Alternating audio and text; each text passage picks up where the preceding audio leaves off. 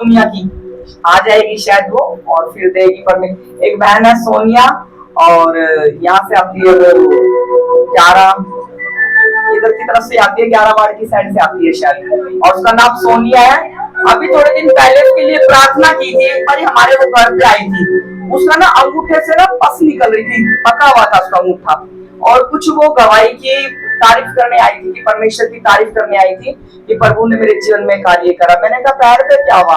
कहती पैर पक गया है और डॉक्टर बोल रहे हैं कि पैर का तो नखून उतारना पड़ेगा और इसमें बहुत दिक्कत हो रही, पस हो रही है। मैंने कहा अच्छा इसकी सफाई करनी पड़ेगी, कुछ और भी बोला उसने शायद मेरे को याद। तो मैंने कहा अच्छा ठीक है, और आप प्रार्थना करवाओ, विश्वास से आप चंगे हो जाओगे, बिन खून पाड़ना पड़ेगा इसका, तो ये होगा, ऑपरेशन होगा, ये कुछ होगा, इसका ज्यादा गंदगी फैल रही थी। मैंने कहा कोई बात नहीं, हम प्रार्थना कर देते हैं आपकी, आप विश्वास कीजिए। सिर्फ विश्वास से उस बहन ने ऑयल लगवाया और प्रार्थना करवाई, उसका वो जख्म सूखना स्टार्ट हो गया। हालेलुया।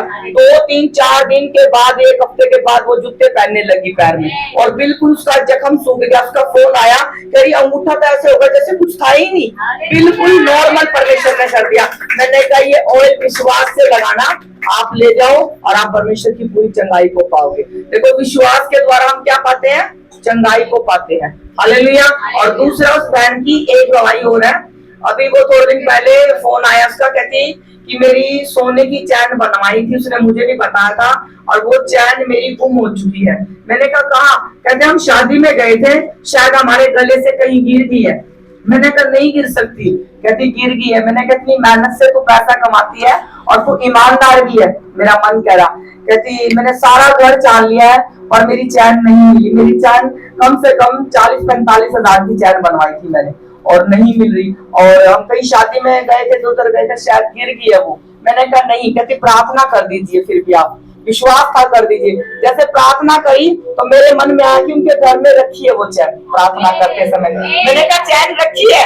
कहती नहीं रखी है, पूरा घर पेट्रोल दिया है। जब हमारा एक सिक्का या 10 रुपए 100 रुपए घूम जाते हैं, हम झाड़ू लगा लगा के टटोलते हैं कि हमारी पैसा कहाँ गिर गया है। परमेश्वर उसे पूरा खोजते रहते हैं और जब तक लगाते रहते हैं झाड़ू, जब तक वो चीज मिल ना जाए। हमारा पैसा गिर गया या कोई मुट्ठी गिर गई, तो वो खोज रही थी घर में, उसने बहुत देखा, बहुत खोज किया पर मिला नहीं, और प्रार्थना किया। मैंने कहा मिल जाएगा।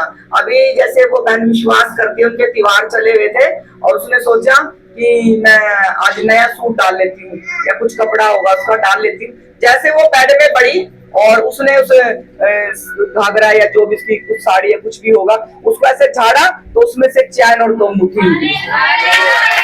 साथ में 2 मुट्ठी की 2 अंगूठी भी खुली हुई थी, वो ये अंगूठी भी है चैन के साथ।